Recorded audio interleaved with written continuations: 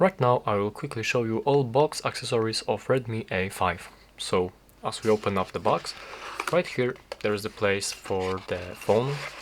Here we can find our phone, and as we take this one out of this cardboard, on the back of this cardboard here we can find the SIM tool, the SIM tray tool, or anything you call it, basically like this right here. And below this cardboard here we can find the charging cable, and it is USB type A and type C cable, as you can see. And there is unfortunately no charging adapter, as you can see. Also here we have only some warranty cards, quick start guides, and yeah, basically that's it, safety informations, and there is nothing more inside the box.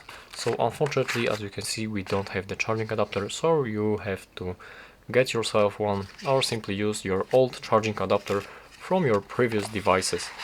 And if you are wondering if it is safe to actually use not original charging adapters or anything like this, I will tell you that yes, there is no problem with charging your phone with other charging adapters than included or basically original charging adapters.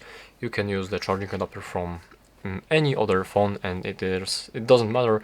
What matters is actually the wattage of this charging adapter, and right here on this side of the box you can see that it is recommended to use from 5 to 15 watts charging adapter for this phone. So that's it.